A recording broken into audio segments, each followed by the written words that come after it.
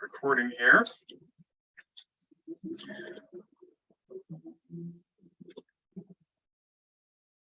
Can everybody see this? Great. So welcome to this info session on graduate STEM fellowships. This is going to be an overview of a number of opportunities for either current graduate students or undergraduate students who are thinking about graduate school and some of the ways that you might be able to benefit from the financing and the opportunities that are provided by this. And I'm Matt Kleffenstein. I work with graduate students as a fellowship advisor for the National Fellowships Office. Our director, Jen Bess, is also here as well. And we're excited to share some of these opportunities and hope that after attending this session, you'll have a sense of some of the options that are out there. And if you're not sure or you have other questions, or maybe didn't see something, that you will follow up with us and we can have a conversation with you individually about other options that might be available. This is not an exhaustive list of everything that's out there. It's meant to give you a sense of some of the range and the types of programs that exist. We don't need to do that because we are on Zoom.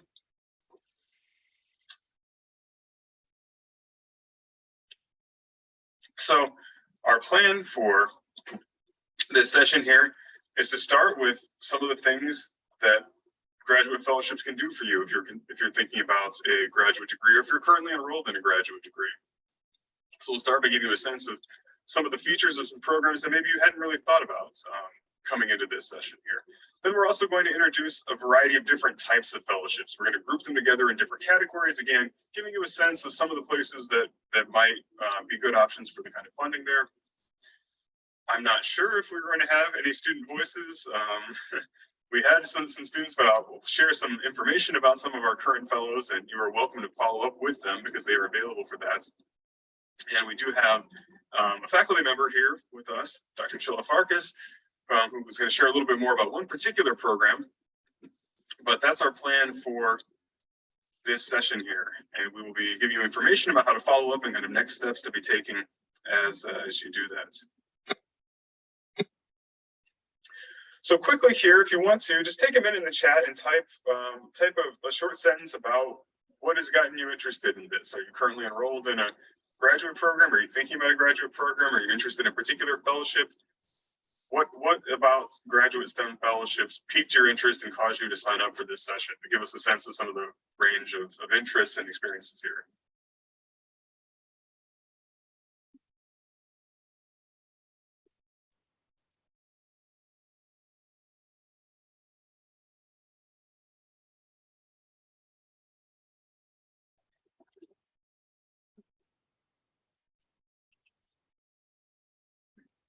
Great, thanks, Neil.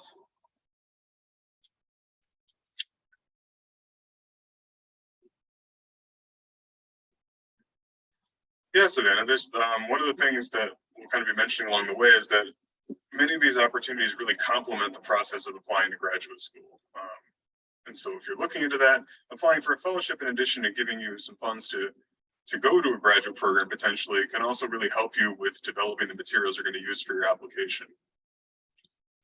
So thanks for sharing that.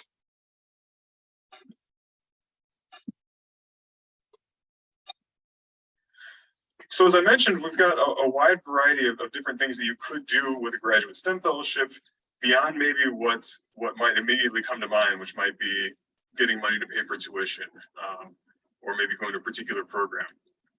And so what we're going to touch on here is opportunities that might apply to any of these things that you see. And some of these things can be combined together in a number of different ways that might be of interest to you or maybe you haven't thought of before. So whether you're an undergraduate student thinking about applying to graduate school in a STEM degree or a current graduate student, there are opportunities out there. Some of these opportunities will help you with the cost of your education, provide support for tuition, will provide support for a stipend, for living expenses.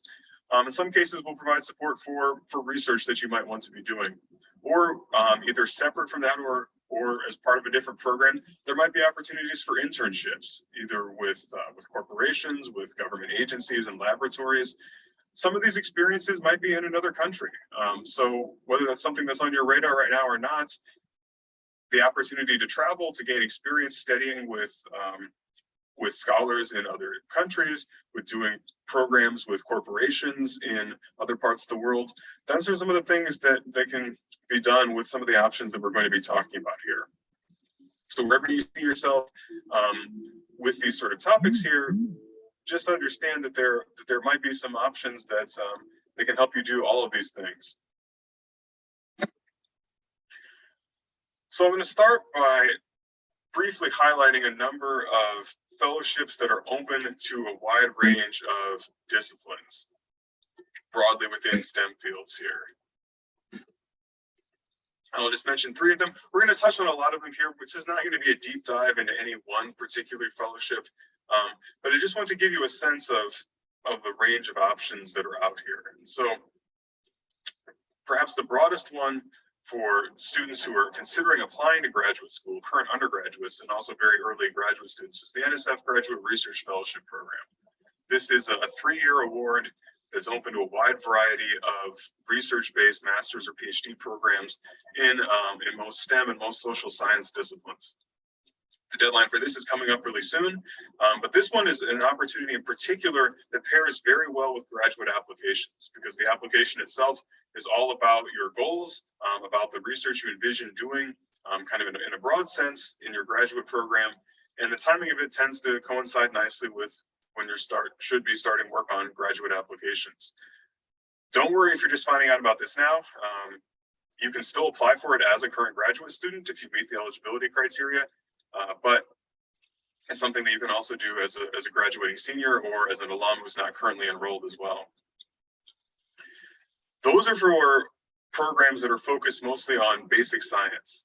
If you're in a health science field or a biomedical field, then you might be interested in funding from the National Institutes of Health.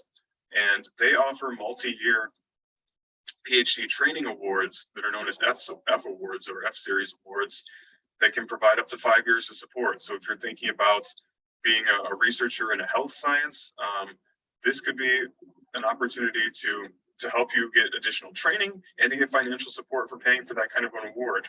And many institutions will cover the full cost of tuition, even though the fellowship itself covers only 60%. In some cases, even will offer a little bit more than that stipend. And so that's something that if you're not currently enrolled in a program, you can't apply for yet, but if that's a field that you might be interested in going into, be aware that that's a major opportunity that covers a wide variety of health sciences within the many institutes and centers that the National Institutes of Health represents. The Quad Fellowship is another opportunity that just started this year, and it's open to a range of countries for citizens of Australia, India, Japan, and the US. And it's an opportunity for a 1-year fellowship experience for individuals who are research-based or applying to research-based master's or PhD programs that are really interested in these questions about how STEM research can help speak to broader issues in society, about STEM and social good, and about international partnerships, about being part of a cohort. The deadline for this year is already passed. We're not sure what the cycle is for next year, but the plan seems to be that this will be something that will continue to be offered. And so this is also something where if you're a citizen of one of those countries, then you're able to apply for that, because sometimes there are limitations based on citizenship about who's eligible to apply for what. And all 3 of these programs are open to a variety of disciplines. They're not just for someone who is an engineer or just for somebody who is in a research-based psychology program or something. So you've got some of these big kind of categories of fellowships that might potentially fit with what you're interested in doing. Another type of fellowship or genre of fellowship are ones that come from support from the federal government. A lot of government agencies have particular fellowship programs that they run. I see we have a question about the Quad Fellowship, which I can quick mention here as well. It's not meant to be a gap year. The experience is kind of built within the graduate program that you would be in. The timing of when the fellowship year takes place is a little unclear because I think they might be changing the application cycle, but they'll be doing the programming would be like over the summer, like certain activities there. It's not meant to like provide a year experience in the place of your graduate program there. So yeah, it's not something that funds a gap year. but it does include some programming beyond just the program that you're enrolled in, but primarily it's going to give you money that will help pay for the program that you're in. And please do feel free, anyone, to drop some questions in the chat, and we'll try to keep up with them as we see them coming along. And of course, we're happy to talk more about any of these options, either at the end of this session or in a subsequent email or a follow-up meeting, to really dive into what makes a good applicant for some of these and understanding kind of the nuts and bolts of the eligibility and the other criteria that go into it. So hopefully that's answered your question, Savannah. But jumping back to some of the fellowship opportunities you can find from government agencies, a lot of times you can get money for certain types of experiences if you want to conduct research at a particular laboratory. Sometimes internships, if you're looking for that professional experience, in addition to maybe getting a scholarship that helps cover the cost of tuition and things. Because there are a lot of different agencies, because there are many different fields, we can't touch on all of them. We'll mention a couple of them here, but I do want to direct you to a particularly good resource for that, which is this database Zintellect that is searchable with a lot of different eligibility criteria. And it pulls together a lot of these type of things. So if you want to do something with the Center for Disease Control, or you want to do something with the Department of Defense or Department of Energy, Department of Homeland Security, any of the national laboratories like Oak Ridge or the Pacific Northwest Lab, those kind of opportunities are going to be available, and they have a way that you can apply for them through this particular platform. And so this is a place to look if that's something that you might be interested in doing. And we will be sharing the slides with these links and things with everyone here, so you can have all that later as we're going along. But I do want to mention some fellowships from two different departments of the government, just because they offer a range of them that some of our students have applied to in the past, just to put them on your radar. But again, if this doesn't apply to you, don't worry, there are likely to be other potential options here. But the Department of Energy offers a couple different fellowship programs. These aren't even all of them, but one of them is one that might be of interest to people in a variety of different disciplines, because it's not just for energy-related research, but it involves research that uses or is focused on high-performance computing, the DOE Computational Science Graduate Fellowship. So this is something where maybe the research is focused on high-performance computing, or it could be that you would involve the use of high-performance computing as part of the research that you're doing in the discipline that you're focusing on. And this is a 4-year program that provides a $38,000 stipend and provides the cost of tuition. So this is an example of a type of program where it will help pay for your graduate education, and as long as it sort of fits within the larger research interests of the fellowship. A different type of fellowship that can also come to the Department of Energy that gives you a sense of some of the other types of opportunities you can do is an option from the Science Graduate Student Research program, which allows you to conduct research at a facility.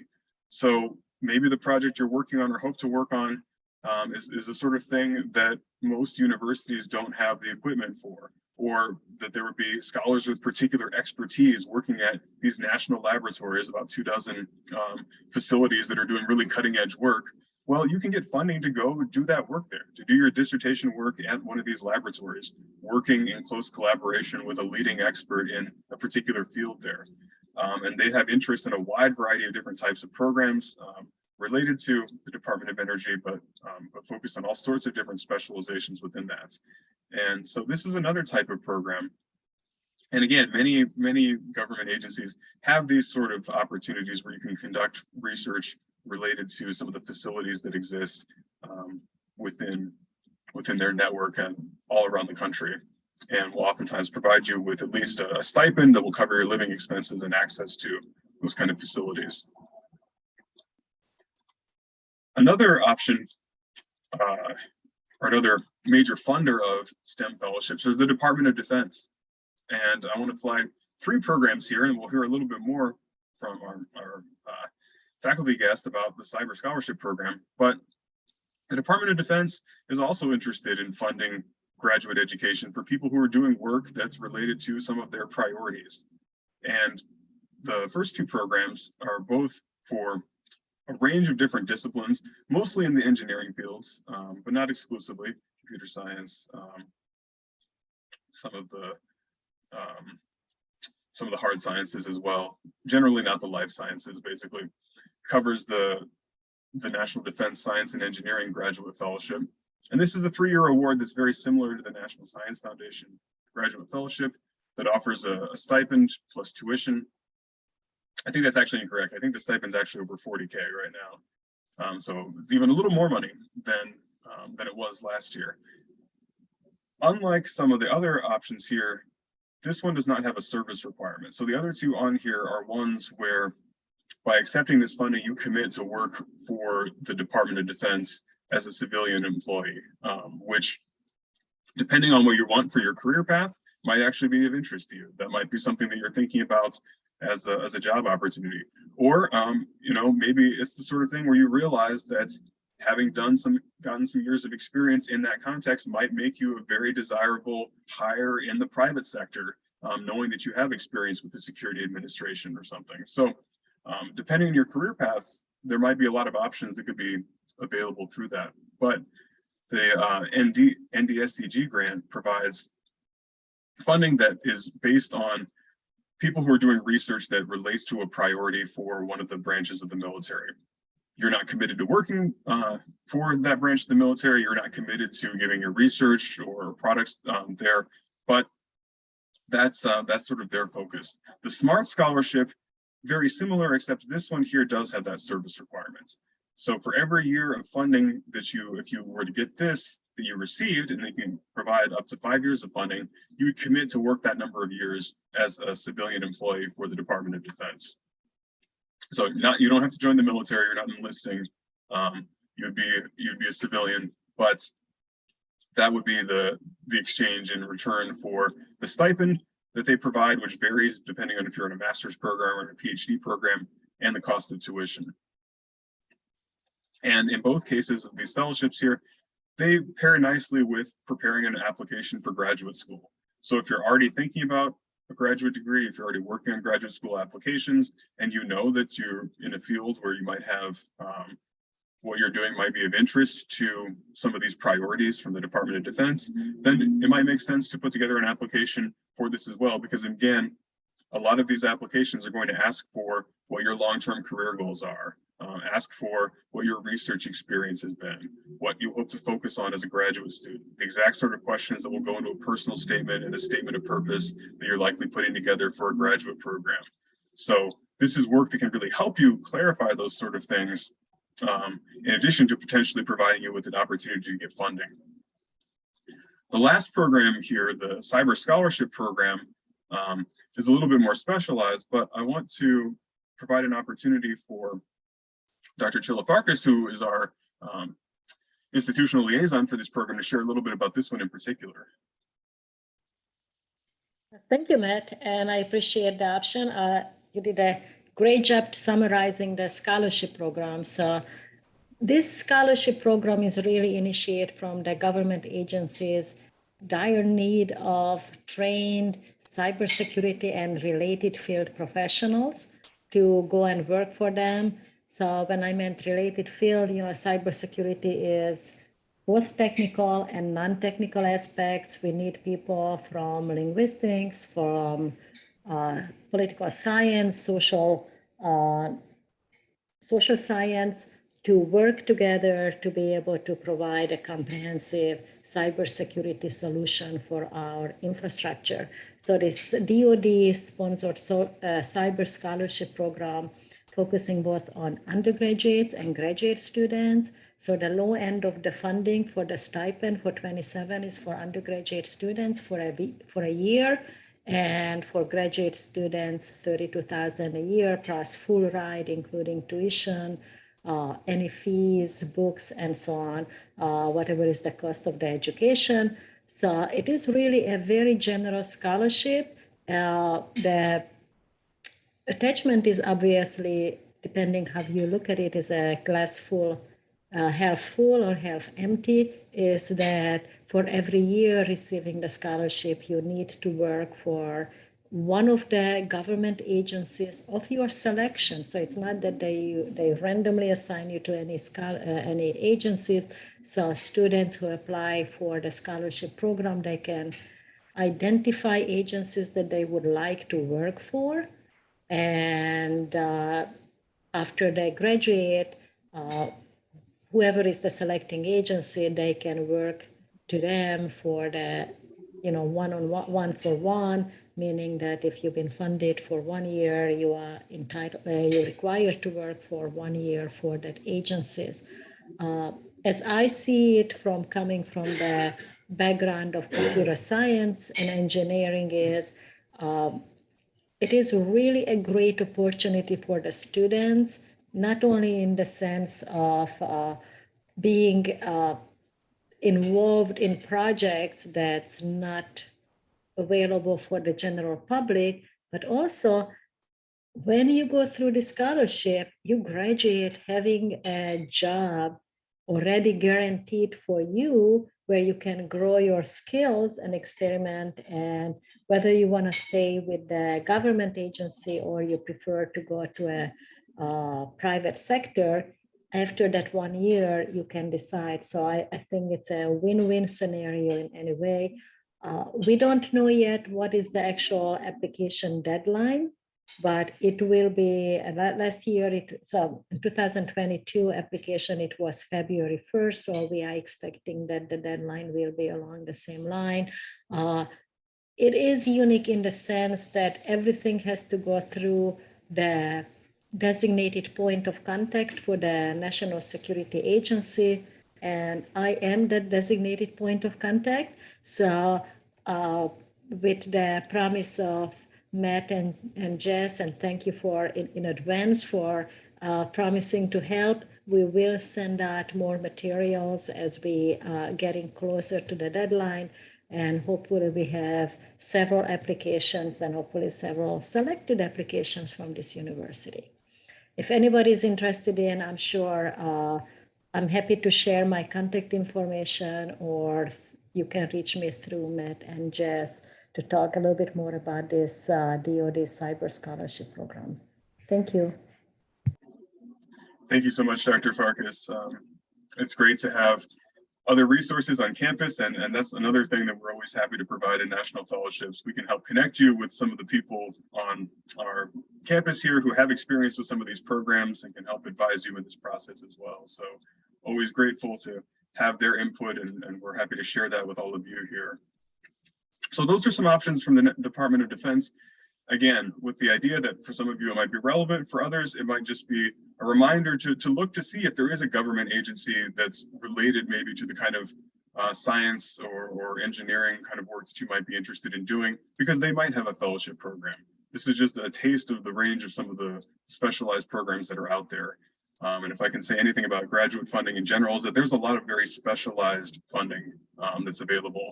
So these are some big programs that you might want to be aware of, but once you get into that research and have a real clear focus of what that's going to be on, there might be a lot of other opportunities that are available. So if you haven't heard something that sort of fits with what you think you're doing or hope to do, that's an opportunity then to talk with us, because we might be able to help you identify some other things here beyond this. I want to flag a few other types of fellowships. So I mentioned at the beginning that sometimes you can do internships as part of a fellowship experience. And there are a number of opportunities that either focus exclusively on that or build that into the fellowship opportunity. And the first two, Graduate Fellowships for STEM Diversity and the GEM Fellowship Program, are both programs that are aiming to increase the diversity of individuals who are receiving graduate degrees in STEM fields. The first one, GEM, is a little bit more limited in who's able to apply for that. You do need to be someone who is an underrepresented minority group or certain racial or ethnic background. But the Graduate Fellowships for STEM Diversity is open to anyone, and they understand diversity in a very broad sense, socioeconomic status, disability, and again, anyone is open to apply to it. There's not any restriction based on that. But in both of these cases, these are programs that provide multiple years of funding, stipends, and tuition coverage. For GEM, the stipend is a little bit less at the master's level, it's more at the PhD level. In both cases, they provide summer internships, opportunities to work with different agencies that help sponsor things. We have a fellowship peer mentor. We'll mention fellowship peer mentors a little bit later on here. One of our current fellowship peer mentors is a GEM fellow, and he's done work with NASA as a result of that. And so if that's something that would be of interest to you and you kind of fit that profile there, then this is an opportunity to look into. Graduate Fellowships for STEM Diversity also offers multiple years of support, summer internships with government agencies. And again, open to anyone, but special consideration is given to somebody who identifies as a woman or as an underrepresented minority. And both of these have deadlines in the fall, again, lining up nicely with when you are probably already working on graduate school applications. A little bit different of a fellowship opportunity that still provides professional development is a program called DOD-RISE Professional. This is the German academic exchange program. So this is a program that sponsors opportunities for students from other parts of the world to come to Germany for a variety of different types of experiences. This one in particular is a research experiences in science and engineering. That's what RISE stands for. And in this case, this is for current graduate students to do internships with major German corporations. So if you're thinking about a career in industry and you're in a science and technology field, this is an opportunity to get that kind of professional experience that can really open doors. Maybe you're not interested in Germany, that's fine. The point of this is not that you have to have some personal connection with the language or culture there. In many cases, you don't even necessarily have to have prior knowledge of German. You can conduct your research and internship work in English.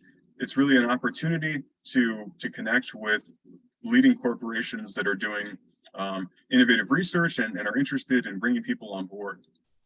And we had a recent graduate student who did this program in chemical engineering, did an internship with the chemical company BASF, and was immediately hired by them to be part of a leadership program.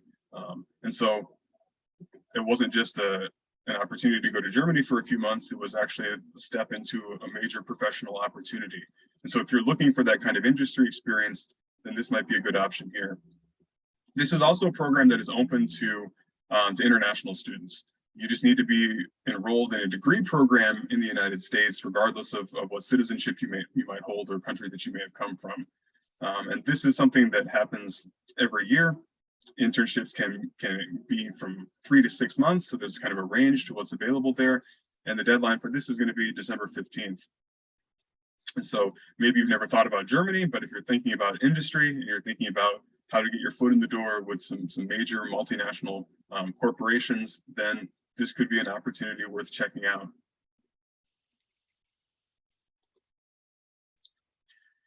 There are a number of fellowships, and I'll let Jen talk about these here when I pull this up, that are not STEM specific, but would still allow you to be able to pursue a degree in a STEM related field.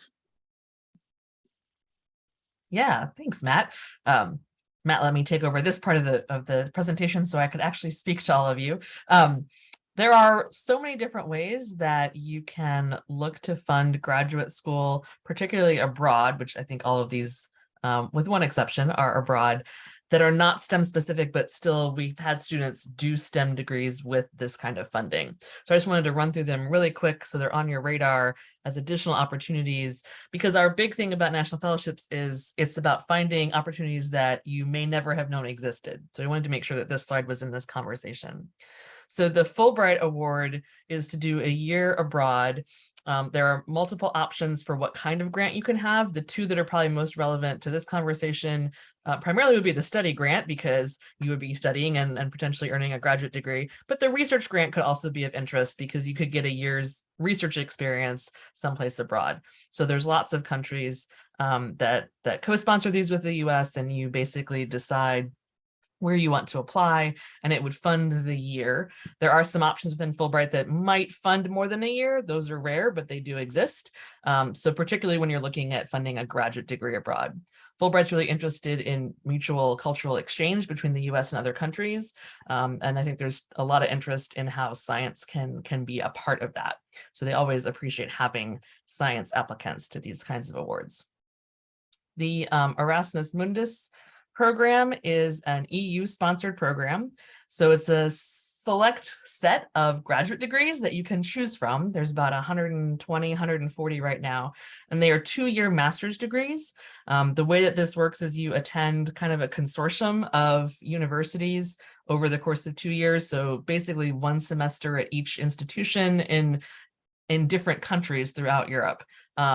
So it's a great opportunity to have a variety of international experiences. It's really pulling students from all over the world. The students that we've had from USC do Erasmus Mundus Awards have usually been the only American in their cohort. So you really are exposed to people from all over.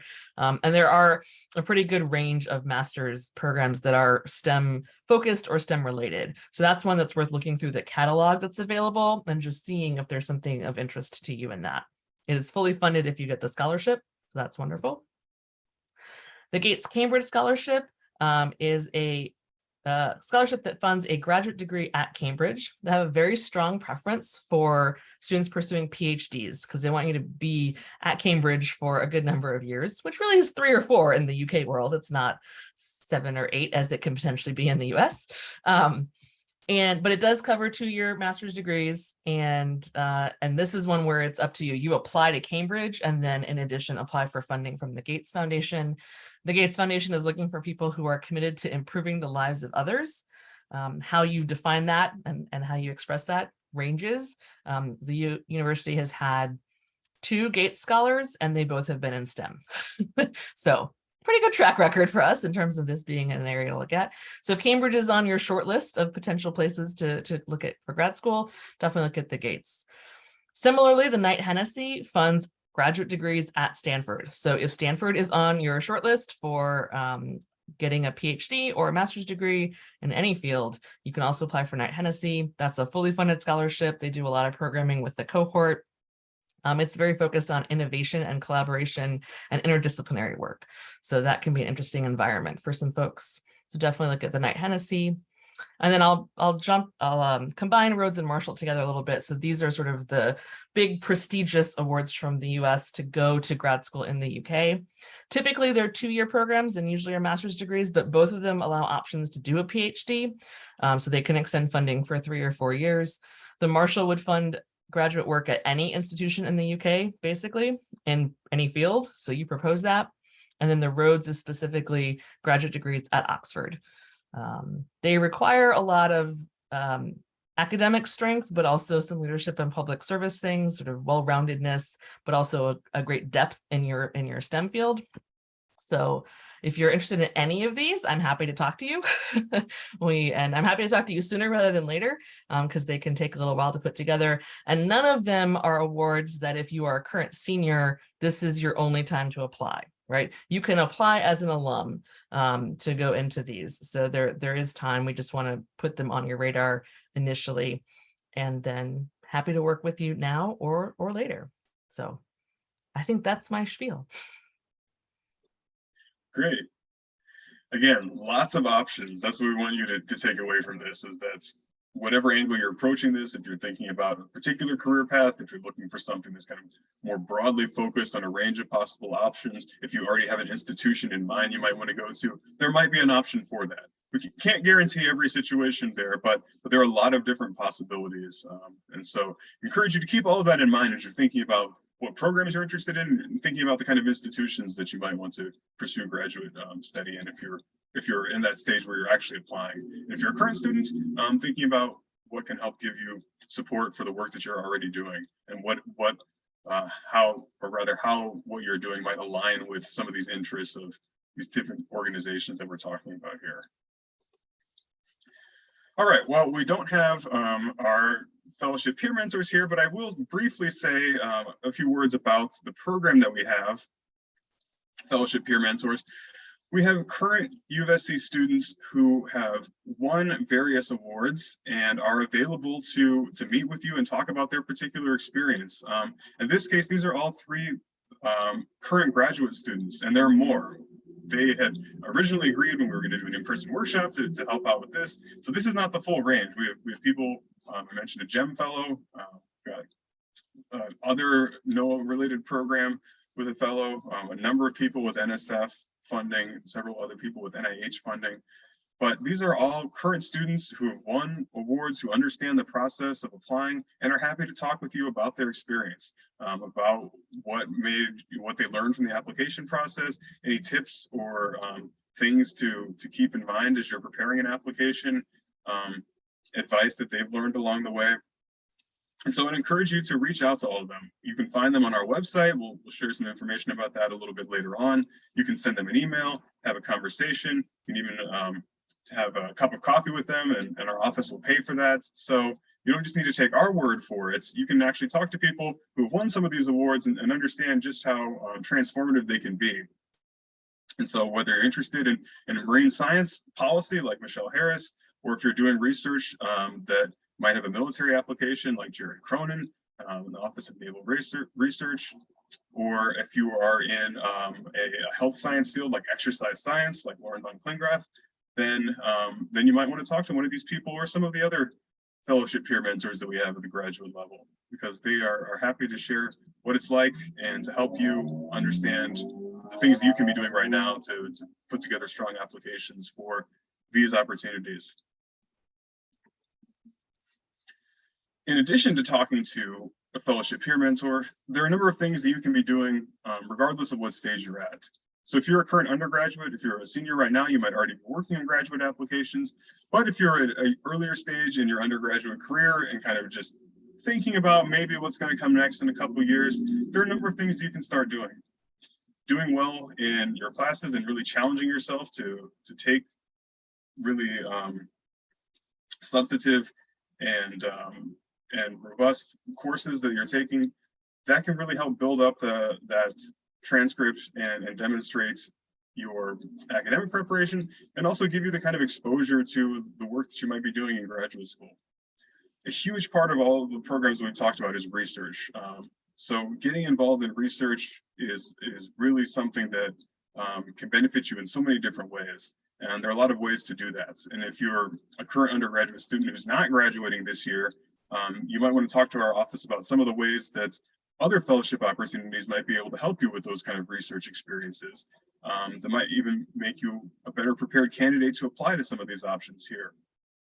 But whether it's on campus through the Office of Undergraduate Research or the Magellan Grant Program or funding that might come from your particular program, or if it's an opportunity to do something for a summer internship program like the Noah Hollings program, or doing research at other institutions through the National Science Foundation Research Experience for Undergraduates. There are things you can be doing now to help get you connected to researchers and help understand what that process looks like, because a lot of the opportunities we talked about this evening are for research-based graduate degrees. And related to that, finding ways to share about the research that you've done, presenting at Discover U of SC, doing posters for departmental events or for conferences and other sort of presentations, getting involved with publications, getting your name on work that maybe the professor you're working with lab is putting out there, or perhaps having your own work published in a journal is always a great thing that will prepare you for graduate school and will also make you a much more competitive candidate. If you're a current graduate student, you can start, and maybe you've never applied for anything externally. The Spark program on campus is really designed to help get you experience with grant writing.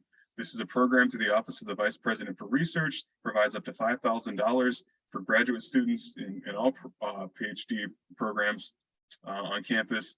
And you put together a research proposal with the idea that not only would you get funding that you can use for your work there, but that experience might help you be better prepared to apply for some of the opportunities that we mentioned here, like an NIH grants or some of those other things. And then, of course, also developing that relationship with the faculty that you're working with.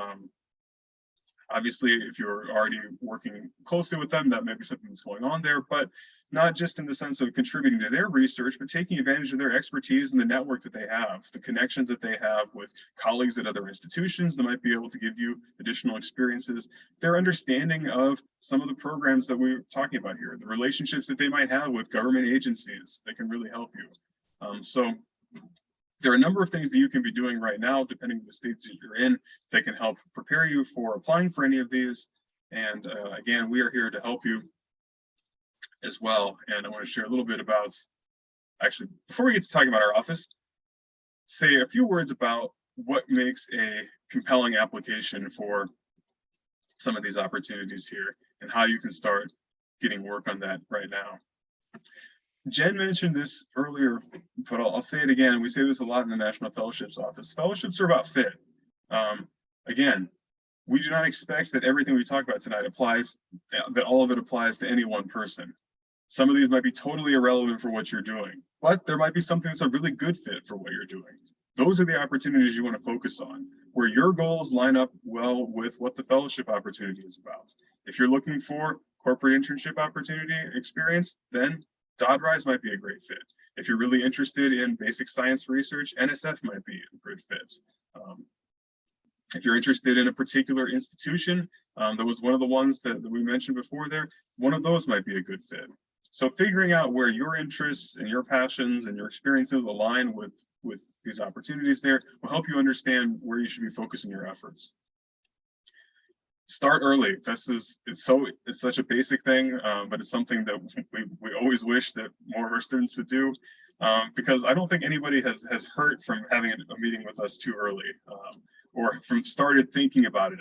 We may say, great, I'm glad you're thinking about that, come back in a semester or something, but it's never too early to begin thinking about that next step. And so giving yourself the luxury of having the time to really think carefully about what you want to do and find that fit and get feedback and talk with faculty, talk with current students, talk with us, that will really help you put together the strongest and most competitive application. I already mentioned the Fellowship Peer Mentor Program, but that's a great resource as well. And again, for any current undergraduates who are still going to be here next year and might want to take advantage of some of the programs still available to undergraduates, we have a great group of undergrad FPMs with a wide variety of fellowship experiences, in addition to the ones who have graduate fellowships. So talk to them. They would love to connect with you. And then I've mentioned as well that a lot of these opportunities really complement what a graduate school application is going to look like. And so crafting a strong fellowship application is really going to involve a lot of the same kind of reflection that goes into crafting a fellowship application for most of these here, where you're thinking about what your accomplishments are. What are the specific things you've done? How did you get to this point right now where you're thinking about applying to a graduate STEM program? Or if you're currently in a graduate STEM program, how did you get to that point in terms of the interests you developed? What's your intellectual biography? What life experiences kind of shaped the goals and things that you have there? And what are the things that you've done, the accomplishments you've had, the questions, the curiosity that really drives you with the programs that, the research that you might be doing or interested in? These are the same sort of things that if you're a current graduate student, you're going to need to communicate in job applications for faculty positions, for postdocs, for industry. If you're an undergraduate student thinking about a graduate program, that you're going to be writing about in your graduate applications. And so again, this really can complement the reflection that hopefully you're already doing as part of that. And we really like to emphasize that this is not wasted time to really invest in that kind of reflection, because hopefully you get a fellowship and you get the great opportunity there. But if not, you still have gained some of that insight and that ability to communicate what it is that you're hoping to accomplish, which is really something that you're going to be asked to do time and again in a variety of different settings. And then any form of writing, any form of an application is going to involve revising. Writing is a form of thinking. You got to get it out on the page to understand what it is exactly that you mean. And so be open to feedback from faculty you're working with, feedback maybe from peers who can help you if maybe you're in a program where a number of you might be applying to something like the National Science Foundation, feedback from the fellowship office. We're here to provide that additional set of eyes to complement the feedback you're getting from these other sources. And we've got a lot of experience with many of these programs here and can help you understand how to best represent some of the things that you've done, some of the goals that you have for that particular audience there. And so being willing to put the time in to revise and to reflect is really going to pay you dividends in a lot of different ways, and hopefully may result in you getting a fellowship. And as I mentioned, as part of that, you want to use your resources. There are a lot of people on this campus that can help you, and we are always happy to be part of that team for you. All right, how you get started. If you didn't hear about an option that we, or if the options we discussed tonight rather didn't connect with what your interests are, or you didn't feel like you're eligible for that, there might be other options available. We have our own database, Investigating National Fellowship Options, which you can find on our websites. If you're a current graduate student or someone who is going to be applying to a graduate program, there are some options even beyond that. I would be happy, since I work with graduate students, to have a conversation with you about some other databases that might be more appropriate for your particular field or interests. But there are a lot of options out there. We're just giving you a taste of some of them. You can see other kind of programming that we're doing. We offer a variety of different types of workshops throughout the academic year. Some of them offered every semester. Some of them are focused on particular opportunities like Fulbright or the National Science Foundation. Others are a little bit more general about info sessions like this one tonight, or if you're a current graduate student, sessions on how to write fellowship proposals within certain types of disciplines, for example. And so we have a variety of different things that can help you in that respect as well. I've mentioned this, but I'll say it again. You can make an appointment and talk with us individually. Undergraduates can use EAB Navigate and schedule appointments with us. If you're a graduate student, I use Calendly. We'll provide all this information in an email with the slides for this presentation at the end of things here.